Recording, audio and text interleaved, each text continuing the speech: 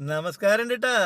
അങ്ങനെ നമ്മുടെ പാറ്റ പാർട്ടിയൊക്കെ ഇയാൻ പാറ്റയുടെ ഐസ് പോലും ഉണ്ടായില്ല. ഇയാൻ പാറ്റയാണെങ്കിൽ ഇന്ന് രാവിലെ അത് പുറത്തു വന്നു കഴിഞ്ഞാൽ ഒരു ദിവസമെങ്കിലും അതിന് ജീവിക്കാൻ പറ്റും. എന്നാൽ ഇതിന് അത്രത്തോളം ആയുസ് പോലും ഉണ്ടായില്ല എന്നതാണ് സത്യം. ഈ ക്രോക്രോച്ച് പാർട്ടി യഥാർത്ഥത്തിൽ ഇവിടെ ഇന്ത്യയിൽ രജിസ്റ്റർ ചെയ്ത ഒരു പാർട്ടിയാണോ? അല്ല. ഈ പാർട്ടി രൂപീകരിച്ച ആള് അമേരിക്കയിൽ ഇരുന്നാണ് ഒരു ഫേസ്ബുക്ക് വഴിയും അല്ലെങ്കിൽ എക്സ് പ്ലാറ്റ്ഫോം വഴിയുമൊക്കെ ഇങ്ങനെ ഒരു പാർട്ടി രൂപീകരിച്ചത്. ഇതിൽ ഏറ്റവും അധികം ഫോളോവേഴ്സ് ആയിട്ടുള്ളത് 40% പാകിസ്ഥാനികളാണ്. നിങ്ങൾ മനസ്സിലാക്കണം, 40%. അത് കഴിഞ്ഞാൽ പിന്നെ ബംഗ്ലാദേശികളാണ്. അത് കഴിഞ്ഞാൽ പിന്നെ കുറച്ച് അമേരിക്കക്കാർ, പിന്നെ ഇന്ത്യയിൽ നിന്നുള്ളവർ വളരെ വളരെ കുറച്ച് പേര് മാത്രമേ ഉള്ളൂ. അപ്പം നിങ്ങളൊന്ന് ആലോചിച്ച് നോക്കണം, ഇതിൻ്റെ ഫണ്ടിങ് എവിടെ നിന്നാണ് വരുന്നത്? പാകിസ്ഥാൻ ഉൾപ്പെടെ നമ്മുടെ ഇന്ത്യ മഹാരാജ്യത്തിനുള്ളിൽ തന്നെ ചില രാഷ്ട്രീയ നേതാക്കൾ ഉൾപ്പെടെ ഇതിന് ഫണ്ടിങ്ങും സപ്പോർട്ടും ചെയ്തിട്ടുണ്ടെങ്കിൽ അതിനർത്ഥം ഇന്ത്യ ഗവൺമെൻറ്റിനെ താഴെ ഇറക്കുക എന്നുള്ളത് തന്നെയാണ്. അതായത് പശ്ചിമ ബംഗാളിൽ കലാപമുണ്ടായില്ലേ, ശ്രീലങ്കയിൽ കലാപമുണ്ടാക്കിയില്ലേ, അതേ മോഡൽ ഇന്ത്യയിൽ ആവർത്തിക്കുന്നതിന് വേണ്ടിയിട്ടാണ് ഇങ്ങനെ ഒരു കൂട്ടം പാറ്റകൾ, ഇങ്ങനെ ഒരു പാർട്ടിയുമായി ഇയാം പാറ്റകളെന്ന് പറയുന്നത്, ഇയാം പാറ്റകൾ പാർട്ടി രൂപീകരിച്ചു കൊണ്ട് രംഗത്ത് വന്നത്.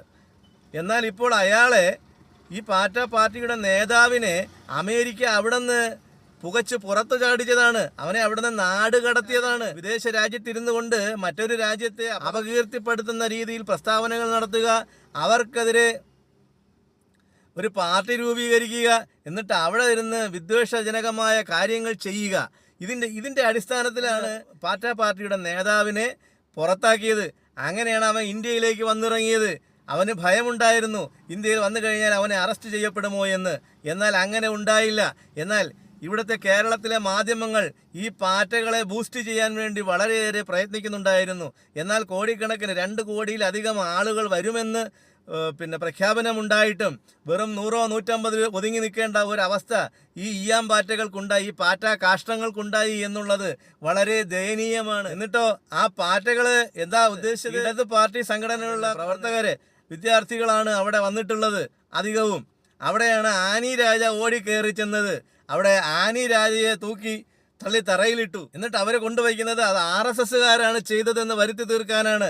അപ്പോൾ ഇവിടെ ഒരു വിദ്വേഷം ഉണ്ടാക്കാനാണ് ഇവിടത്തെ ഉള്ള നേതാക്കളും ഇവിടെ ഒരു കലാപം ഉണ്ടാക്കുന്നതിന് വേണ്ടിയിട്ടാണ് ശ്രമിച്ചിട്ടുള്ളത്. ഇതിന് സപ്പോർട്ട് ചെയ്യുന്നതിന് വേണ്ടിയിട്ട് ആദ്യമായി മുന്നോട്ട് വന്നതാരാ? നമ്മുടെ ജോൺ ബ്രിട്ടാസ്, അതുപോലെ കോൺഗ്രസിൻ്റെ നേതാക്കന്മാർ, അങ്ങനെ പല ബഹുമുഖ CPMൻ്റെ CPIയുടെ ഒക്കെ നേതാക്കന്മാരാണ് ഇതിന് അവർക്ക് സപ്പോർട്ടുമായിട്ട് വന്നിട്ടുള്ളത്. മോദി സർക്കാരിനെ താഴെ ഇറക്കുക, എങ്ങനെയും അധികാരം പിടിക്കുക എന്നുള്ള ഒരൊറ്റ ലക്ഷ്യം മാത്രമേ ഇതിൻ്റെ പിന്നിലുള്ളൂ.